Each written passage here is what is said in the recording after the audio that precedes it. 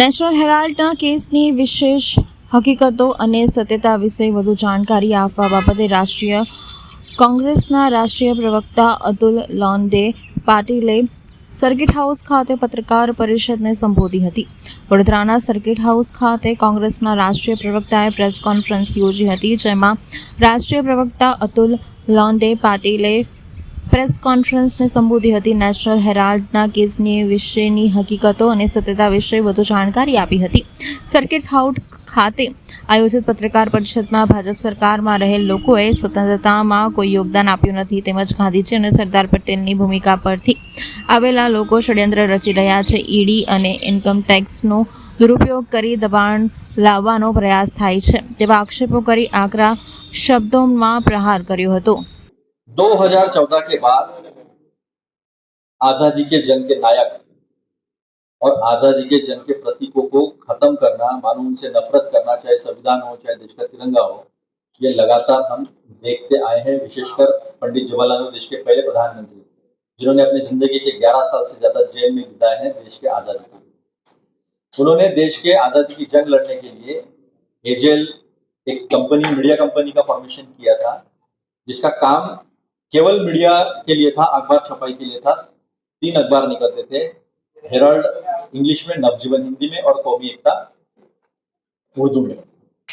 उस पेपर ने आजादी के जंग में बहुत बड़ा योगदान दिया. मुखपत्र था कांग्रेस का वो, जिसके ऊपर अंग्रेजों ने 1942 में बैन लगाया, 45 में बैन हटा.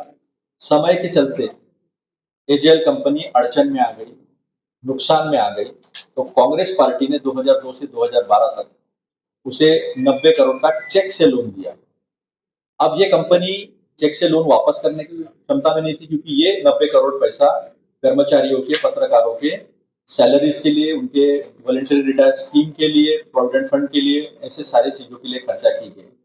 अब दुनिया में एक कोड है, हिंदुस्तान में भी चलता है, वो ये बैंकरप्सी कोड आप सब जानते हो कि डेट टू इक्विटी, कर्जे को शेयर्स में कन्वर्ट करना. जैसे इन्होंने रुचि सोया में किया, वोडाफोन में किया, तो ऐसा ही यंग इंडिया ने वो कर्जा अपने पास ले लिया. 99% शेयर होल्डिंग यंग इंडिया के पास आ गया, लेकिन किसी भी तरह के कोई जमीन का हस्तांतरण नहीं हुआ, किसी भी तरह के कोई मनी ट्रांजैक्शन नहीं हुआ, किसी भी तरह से एक पैसा दूसरे पैसे के यहाँ हस्तांतरित नहीं हुआ, क्योंकि यंग इंडिया कंपनी ये नए कंपनी एक्ट के सेक्शन 8 के तहत नॉट फॉर प्रॉफिट कंपनी है. पुराना सेक्शन 25 है.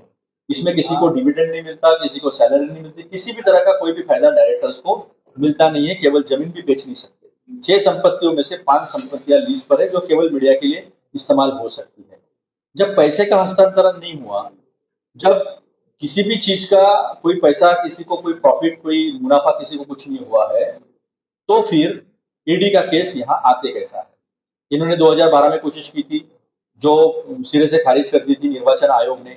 उसके बाद 2015 में तब के ईडी के निदेशक जो है कटोच, उन्होंने इस केस को भी बंद कर दिया था.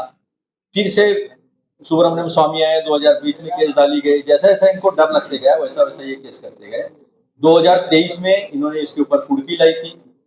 जैसे ही गुजरात में कांग्रेस का अधिवेशन हुआ और बापू और सरदार वल्लभ भाई पटेल के आदर्शों को मद्देनजर रखे, उनके नक्शे कदम पर चलकर गुजरात में ही बीजेपी को हराने का संकल्प उस अधिवेशन में हुआ. इनकी बोखलाहट, इनका डर बढ़ गया. इसमें वास्तविकता यह है कि इन्होंने 2021-22 में बड़ी इंक्वायरी की थी. अपने स्वास्थ्य से जूझ रहे सोनिया जी को उनकी बुढ़ी उम्र में 55 घंटे से ज्यादा तक के समय ईडी ऑफिस में बुलाकर टॉर्चर किया गया.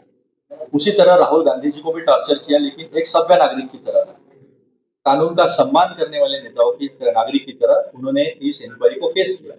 अब इनके पास कुछ होता तो तभी अरेस्ट कर लेते.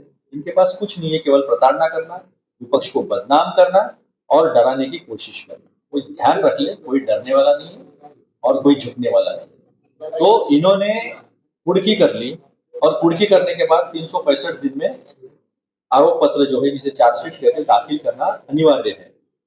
365वें दिन में ये काम किया जाता है. 365वें दिन में अगर वो नहीं होता 365वें दिन में चार्जशीट, तो वो केस खारिज हो जाती, समरी हो जाती वो केस. इसलिए उन्होंने वो 365वें दिन में चार्जशीट दाखिल की। आज तक 9 अप्रैल से लेकर 22 अप्रैल हम बैठे हैं, आज तक ये चार्जशीट किसी के पास उपलब्ध नहीं है, ना प्रेस के पास है, ना किसी बीजेपी के नेता ने बताया, ना हमें वो चार्जशीट दी हुई है। तो ये बात स्पष्ट तरीके से दिखता है, this is nothing but a vendetta against